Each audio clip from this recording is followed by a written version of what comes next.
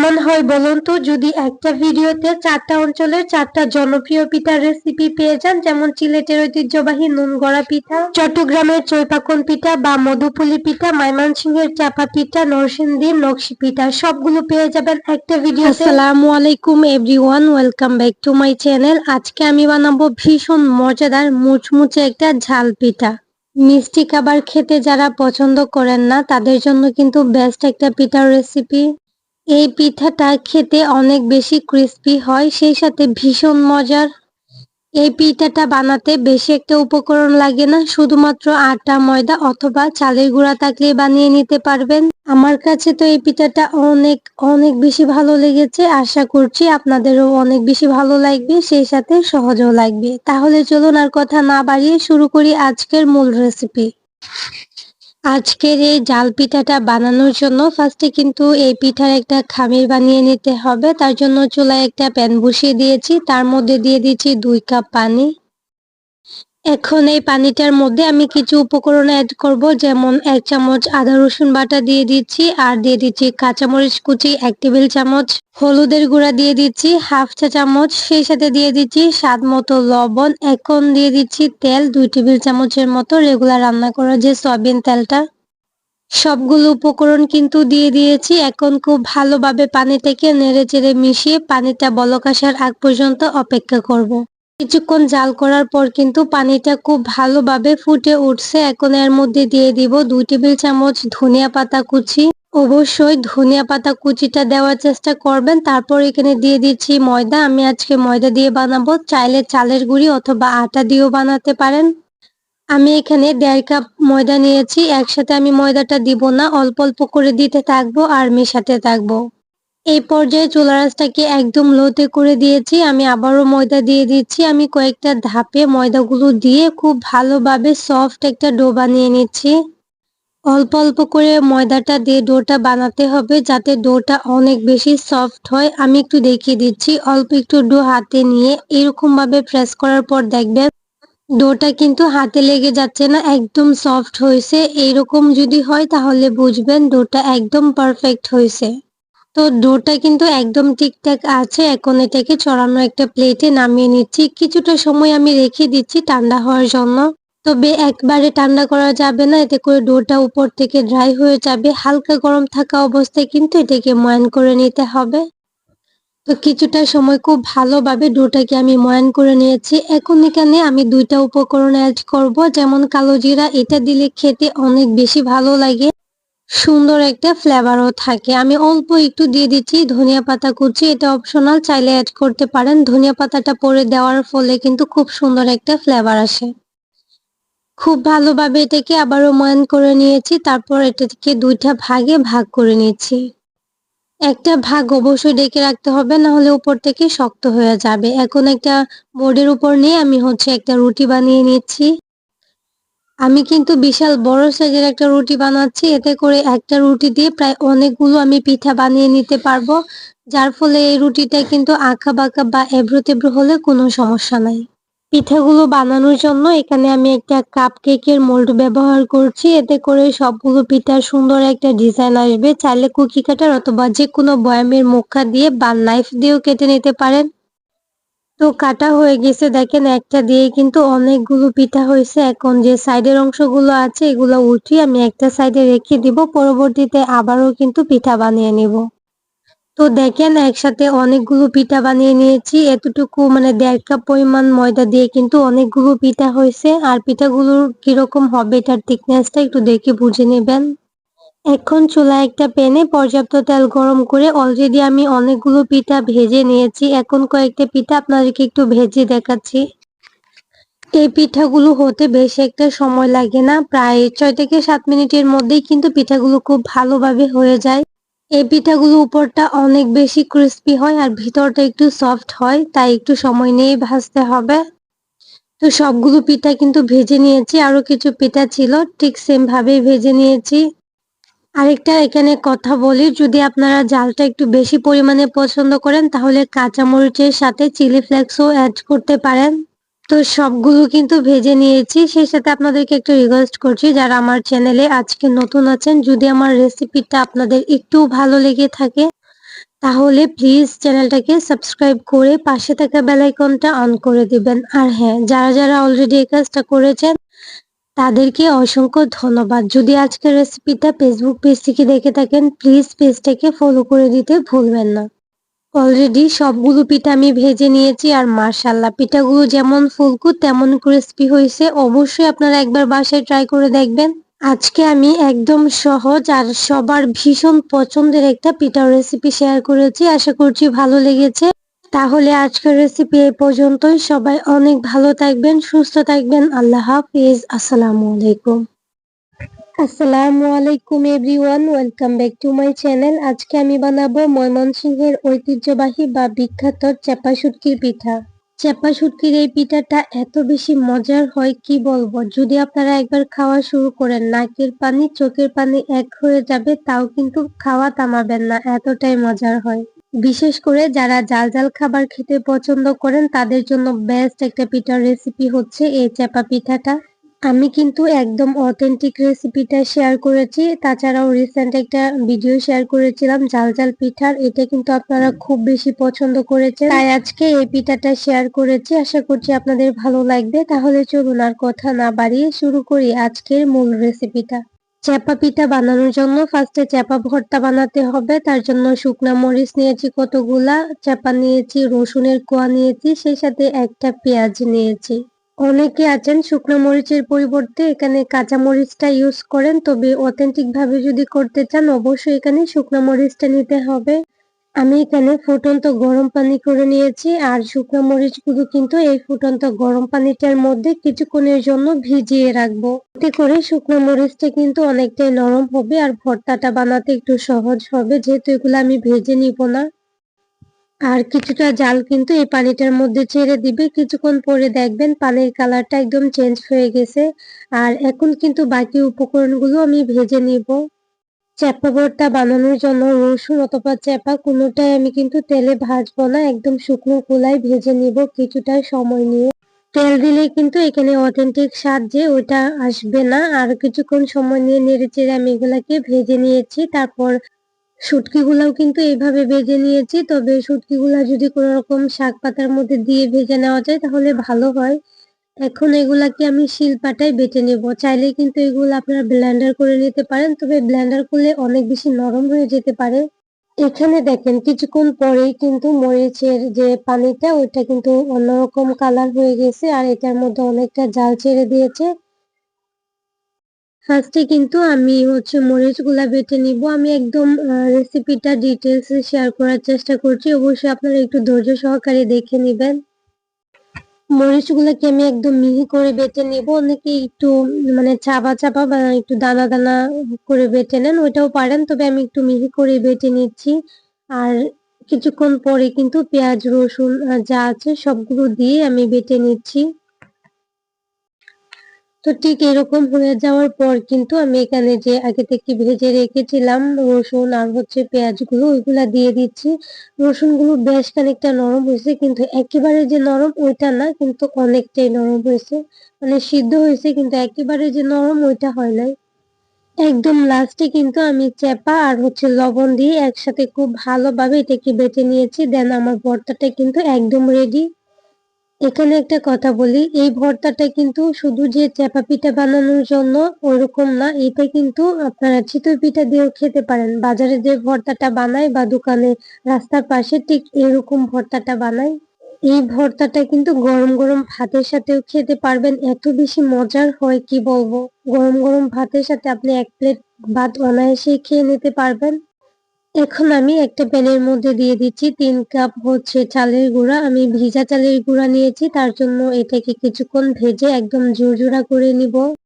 যদি আপনি শুকনো চালের গুঁড়া নেন তাহলে ভাজার দরকার নাই, সরাসরি পানি দিয়ে একটা ডো বানিয়ে নিবেন। আমি কিন্তু এই গুঁড়িগুলোর মধ্যে স্বাদ মতো লবণও দিয়ে দিয়েছি। যদি আপনারা শুকনো চালের গুঁড়ি দিয়ে পিঠাটা বানান, যখন ডোটা বানাবেন তখন কিন্তু গুঁড়িগুলোর মধ্যে স্বাদ মতো লবণ অ্যাড করবেন। তো দেখেন আপনারা গুঁড়িগুলো ভেজে নিয়েছি একদম গরম থাকা অবস্থায়। এই গুঁড়িগুলোর মধ্যে আমি অল্প অল্প করে পানি অ্যাড করছি আর একটা ডো বানিয়ে নিচ্ছি। যেহেতু গুঁড়িগুলো অনেক বেশি গরম, তার জন্য আমি একটা স্প্যাচুলার দিয়ে নেড়ে চেড়ে নিচ্ছি।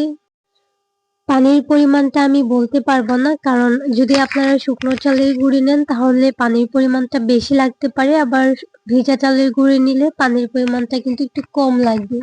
অল্প অল্প পানি দিতে থাকবেন আর ডোটা বানাতে থাকবেন, তাহলেই কিন্তু হয়ে যাবে। এখন আমি ডোটা একদম ঠিকঠাক বানিয়ে নিয়েছি। অল্প একটু ডো হাতে তালুতে নিয়ে একটা বাটি আকারের শেপ দিয়ে ঠিক মাঝখানটাতে আমি দিয়ে দিচ্ছি আগে থেকে চাপা ভর্তাটা যে করেছিলাম ওইটা। জালটা যে যতটুকু পছন্দ করেন ততটুকু দিয়ে দিবেন। তারপর 2 হাতের তালুতে নিয়ে গোল একটা ন্যাড়া পিঠার মতো শেপ দিয়ে তারপর 2 হাতের তালুতে নিয়ে চাপ দিলেই কিন্তু হয়ে যাবে বড়া আকারের পিঠাটা। চাপা পিঠার যে শেপটা ওইটা মূলত বড়া অথবা যে আমরা কাবাব বানাই এরকমই শেপটা হয়, অন্য কোনো শেপে আসলে এটা বানানো যায় না বা বানায় না। পিঠাটা বানানো যদিও অনেক বেশি সহজ, তারপরেও আমি আরেকবার দেখিয়ে দিচ্ছি। প্রথমে অল্প একটু লেচি হাতে নিয়ে আমি ঠিক বাটির মতো করে একটা শেপ দিব। তারপর ঠিক মাঝখানটাতে আমি যতটুকু জাল খেতে পছন্দ করি ততটুকু ভর্তা দিয়ে একটা ন্যাড়া পিঠার শেপ দিয়ে তারপর হাতের তালুতে নিয়ে চ্যাপ্টা করে একটা বড়া অথবা কাবাবের মতো শেপ দিয়ে নিব। তাহলেই কিন্তু হয়ে যাবে আমাদের এই যে চাপা পিঠাটা। আর সবগুলো কিন্তু আমি বানিয়ে নিয়েছি, এখন এগুলাকে ভেজে নিব। এই পিঠাগুলো যেহেতু তেল ছাড়া ভাজতে হয়, প্যানের মধ্যে ভাজলে ওইরকম সুন্দর হয় না। এরকম তাওয়ার মধ্যে যদি আপনারা ভেজে নেন পিঠাটা একদম সুন্দর হয়।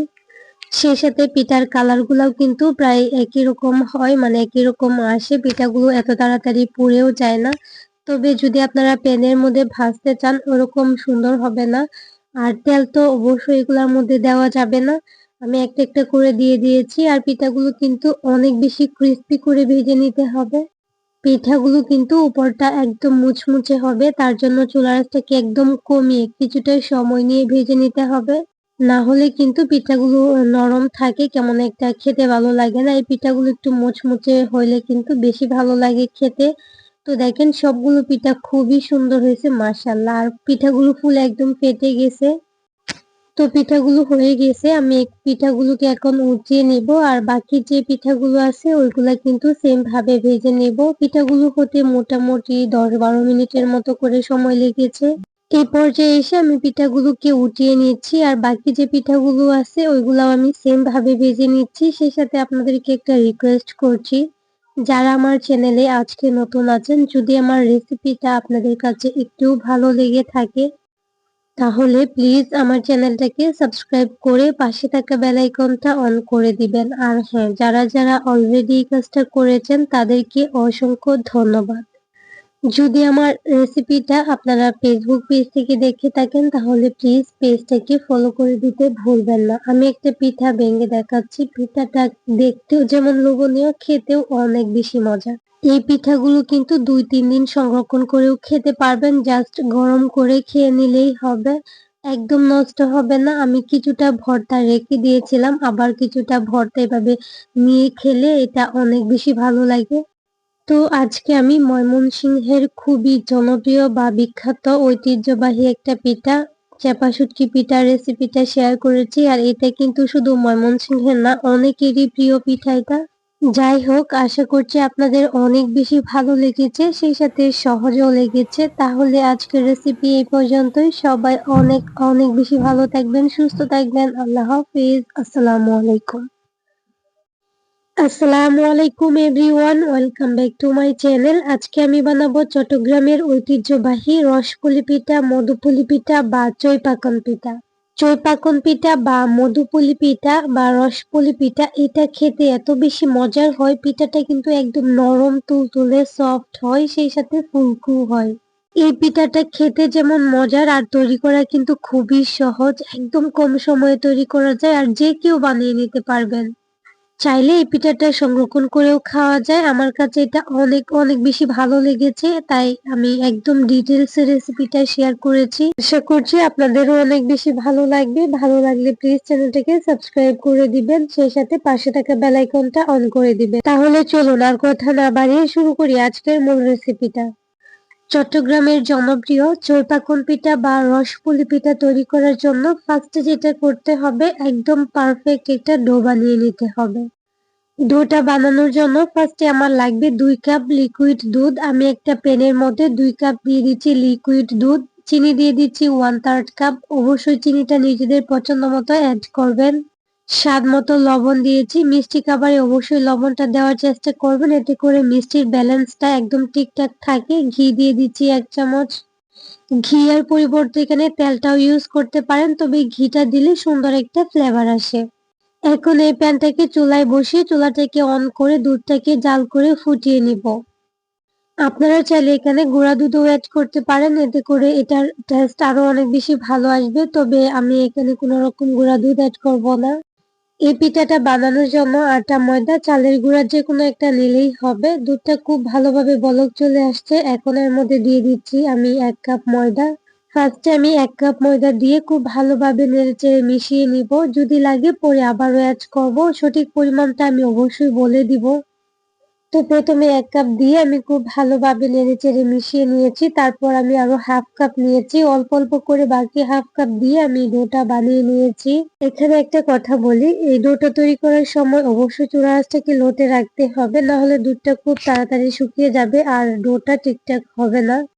তো ডোটা যে সময় আমি তৈরি করেছি, আটা অথবা ময়দা বা চালের গুঁড়ি যেটাই নেই ওটা ছেঁকে নিলে এরকম গুটি গুটি হতো না, একদম মসৃণ হতো।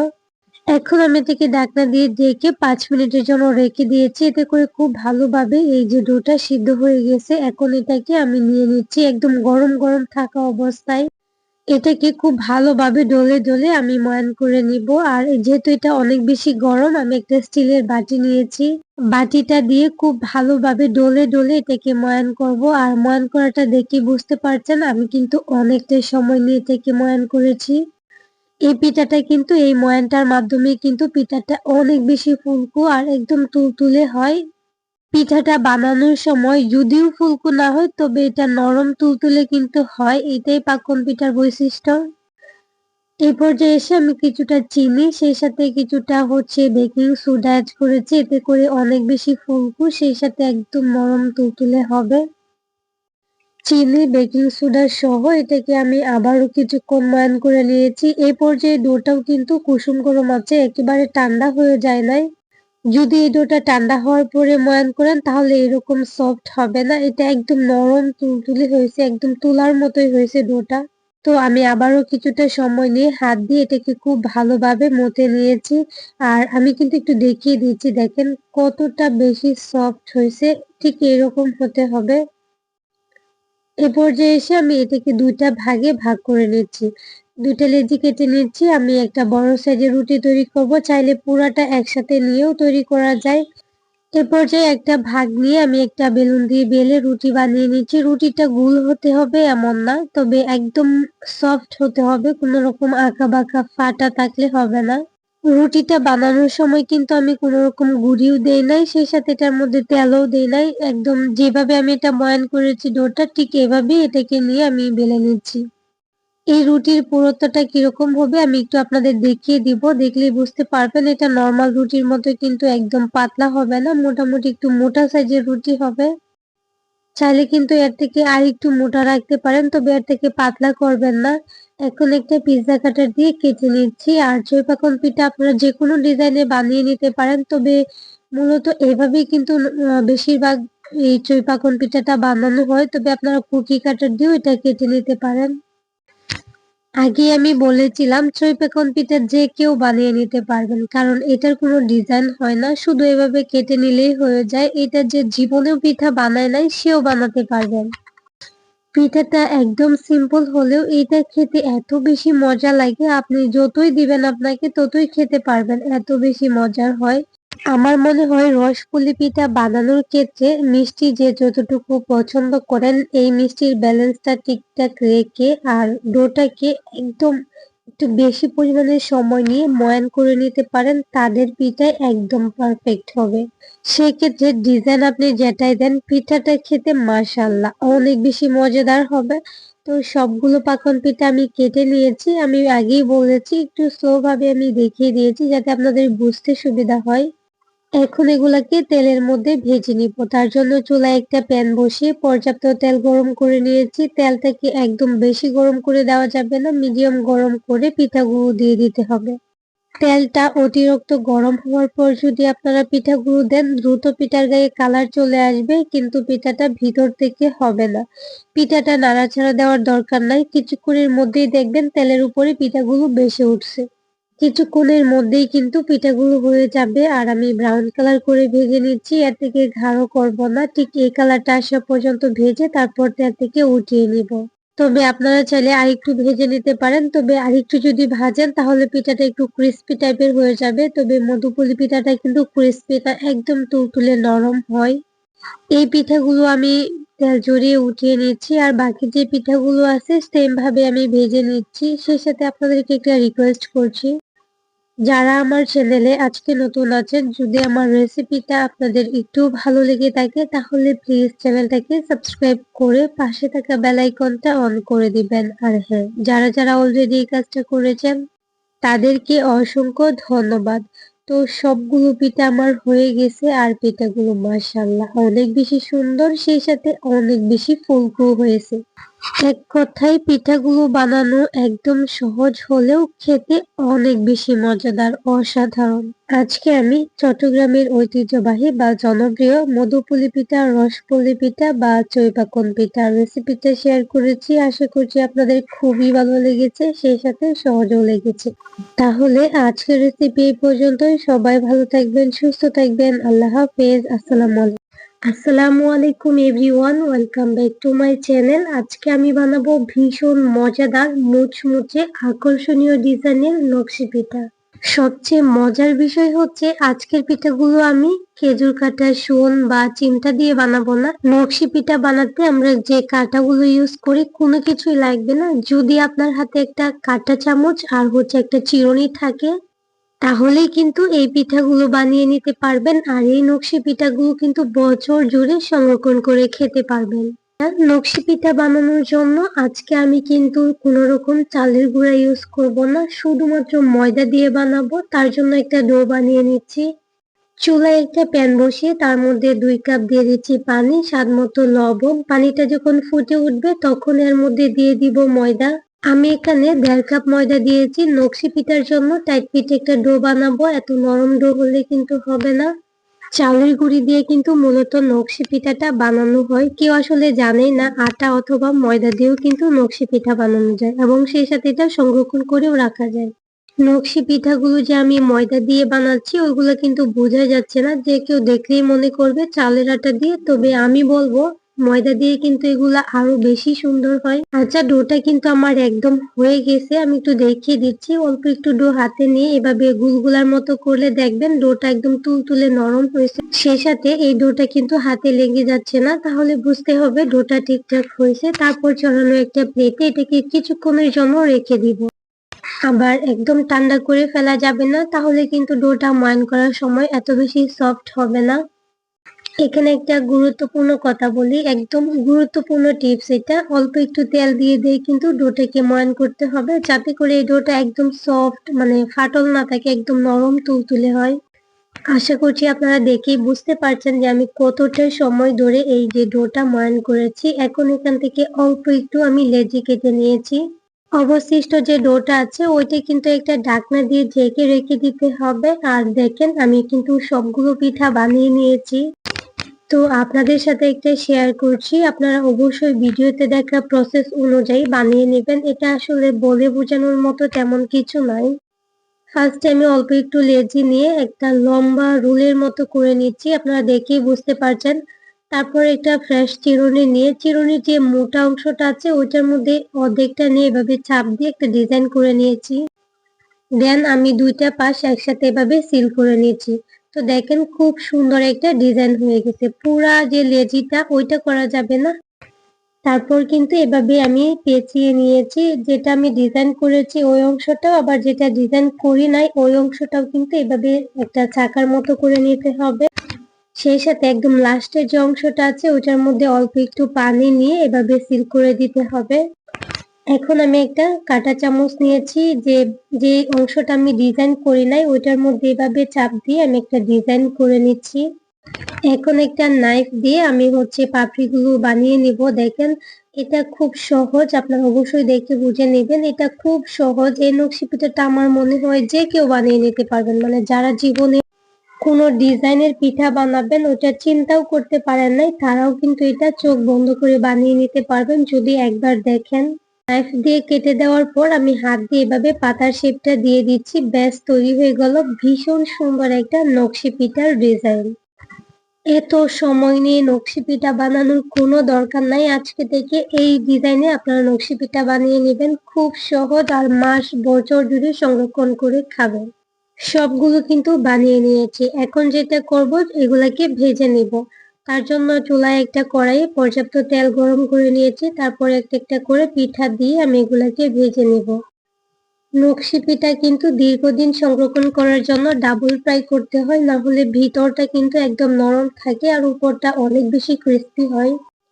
আজকের এই পিঠাগুলো কিন্তু আমি ডাবল ফ্রাই করে নিব। ফার্স্টে এগুলাকে ব্রাউন করে কিছুটা সময় নিয়ে আমি ভেজে নিচ্ছি।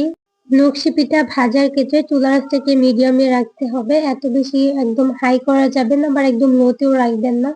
তো দেখেন কিছুক্ষণের মধ্যেই কিন্তু পিঠাগুলো একদম তেলের উপরে বেশি উঠবে। দেখেন এই পিঠাগুলো কিন্তু হয়ে গেছে, অনেকটাই কালার আসছে। এর থেকে আমি বেশি কালার আনবো না। এখন হচ্ছে এই পিঠাগুলো তেল ঝরিয়ে আমি উঠিয়ে নেব, কারণ এই পিঠাগুলো একদম পুরোপুরি ঠান্ডা হওয়ার পর আবারও আমি এগুলোকে তেলের মধ্যে ভেজে নিব। এখানে একটা বিষয় কিন্তু খেয়াল রাখতে হবে যে তেল থেকে উঠিয়ে আবার ভেজে নিব ওইরকমটা কিন্তু হবে না। এগুলো একদম উঠিয়ে রেখে দিতে হবে, পুরোপুরি পিঠাগুলো ঠান্ডা হওয়ার পর আবার ভেজে নিতে হবে। এই পিঠাগুলো কিন্তু ক্রিস্পি হয়েছে, কিন্তু ঠান্ডা হওয়ার পর দেখবেন অনেকটাই নরম হয়ে গেছে, যার জন্য এগুলোকে আবারও ফ্রাই করে নিতে হবে। আচ্ছা, পিঠাগুলো আমি একটা সাইডে রেখে দিচ্ছি। পিঠাগুলো পুরোপুরি ঠান্ডা হবে, আর এদিকে আমি পিঠার যে শিরাটা ওইটা রেডি করে নিচ্ছি। চুলায় একটা প্যানে 1 কাপ খেজুর গুড়, সাথে 1 কাপ চিনি, আর সেই সাথে হচ্ছে 1/3 কাপ পানি দিয়ে আমি কিছুটা গরম মশলা দিয়েছি আস্ত, দিয়ে খুব ভালোভাবে নেড়ে চেড়ে শিরাটা বানিয়ে নিচ্ছি। আমি এই শিরাটার মধ্যে যে পানিটা দিয়েছি ওইটা থাকা যাবে না, জাল করে পানিটা যাতে শুকিয়ে যায় ওরকম একটা অবস্থা করতে হবে। তবে শিরাটা হয়েছে কিনা ঠিকঠাক মতো এটা বোঝার একটা উপায়, এটা খুবই সহজ। যখন দেখবেন এরকম একদম ফেনা ফেনা হয়ে গেছে, তখন অল্প একটু শিরা এভাবে হাতে নিয়ে দেখবেন 1-2 তার হয়েছে কিনা। যদি দেখেন হয়েছে, সাথে সাথে এটাকে নামিয়ে একটা সাইডে রেখে দিবেন। তো এখানে আমি পিঠাগুলো একদম ঠান্ডা করে নিয়েছি, সেই সাথে তেলটাও পুরোপুরি ঠান্ডা হয়ে গেছে। শিরাটা তৈরির আরো 10 মিনিট লাগছে পিঠাগুলো পুরোপুরি ঠান্ডা হইতে। তো এই পিঠাগুলো ভাজার সময় কিন্তু চুলাটাকে মিডিয়াম টু লোতে রাখতে হবে, আর একটু সময় নিয়ে এগুলাকে একদম ক্রিস্পি সেই সাথে সুন্দর একটা কালার করে ভেজে নিতে হবে। আমি কিন্তু এগুলাকে পরে 7 থেকে আরো 8 মিনিটের মতো এই পিঠাগুলোকে ভেজে নিয়েছি। দেখেন খুব সুন্দর একটা কালার আসছে, মানে গোল্ডেন ব্রাউন কালার আসছে। ঠিক এই পর্যায়ে আমি তেল ঝরিয়ে এই পিঠাগুলো উঠিয়ে নেব, কারণ এই পিঠাগুলো শিরায় দিব, তাছাড়া অনেক বেশি গরম থাকবে। গরম থাকা অবস্থায় পিঠাগুলো আর একটু ক্রিস্পি হবে। তো দেখেন আমি তেল ঝরিয়ে এগুলোকে উঠিয়ে নিচ্ছি, আর বাকি যে পিঠাগুলো আছে ওইগুলো এই তেলের মধ্যে দিয়ে 5-6 মিনিট ভেজে নিচ্ছি। পিঠাগুলোকে ভেজে নিচ্ছি, আর সেই সাথে আপনাদেরকে একটা রিকোয়েস্ট করছি, যারা আমার চ্যানেলে আজকে নতুন আছেন, যদি আমার রেসিপিটা আপনাদের একটু ভালো লেগে থাকে তাহলে প্লিজ চ্যানেলটাকে সাবস্ক্রাইব করে পাশে থাকা বেল আইকনটা অন করে দিবেন। আর হ্যাঁ, যারা যারা অলরেডি এই কাজটা করেছেন তাদেরকে অসংখ্য ধন্যবাদ। পিঠাগুলো ভাজা হয়ে গেলে এই পিঠাগুলোকে সরাসরি শিরার মধ্যে দিয়ে দিব, দিয়ে কিছুক্ষণ নেড়ে চেড়ে এগুলাকে উঠিয়ে নিব। এত বেশি সময় শিরার মধ্যে রাখা যাবে না, কিছুক্ষণ নেড়ে চেড়ে এগুলাকে উঠিয়ে নিতে হবে, আর কিছুক্ষণের মধ্যেই দেখবেন শিরাটা শুকিয়ে পিঠাগুলো একদম মুচমুচে হয়ে গেছে। একদম যদি শিরাটা লেগে লেগে থাকে, রসালো থাকে, তাহলে এই পিঠাগুলো সংরক্ষণ করে রাখতে পারবেন না। তো আমি খুব ভালোভাবে সবগুলো পিঠাকে উল্টে পাল্টে শিরার মধ্যে কুট করে নিয়েছি, আর শিরাটাকে আমি একটু গরম করে নিয়েছিলাম। গরম শিরার মধ্যে গরম পিঠাগুলো দিয়েছি, আপনারা দেখেই বুঝতে পারছেন। এখন একটা একটা করে আমি উঠিয়ে নিচ্ছি পিঠাগুলো। এই পর্যায়ে হালকা শিরা দেখা যাচ্ছে, তবে কিছুক্ষণ পর দেখবেন একদম শুকিয়ে যাবে। ভিতরে শিরাটা থাকবে কিন্তু উপর দিয়ে ড্রাই হয়ে যাবে। আর এই পিঠাগুলো কতটা ক্রিস্পি হয়েছে আর এটা আমি একটু ভেঙে দেখাচ্ছি, তাহলেই বুঝতে পারবেন। আশা করছি আপনারা দেখেই বুঝতে পারছেন। আর এই পিঠাগুলো প্রায় মাস জুড়ে, বছর জুড়ে সংরক্ষণ করে খেতে পারবেন। যদি বছর জুড়ে রাখতে চান তাহলে অবশ্যই এগুলোকে শিরায় ডুবানো যাবে না। তাহলে আজকের রেসিপি এই পর্যন্তই। সবাই অনেক অনেক বেশি ভালো থাকবেন, সুস্থ থাকবেন। সবাই সবার জন্য দোয়া করবেন। আল্লাহ হাফেজ। আসসালামু আলাইকুম।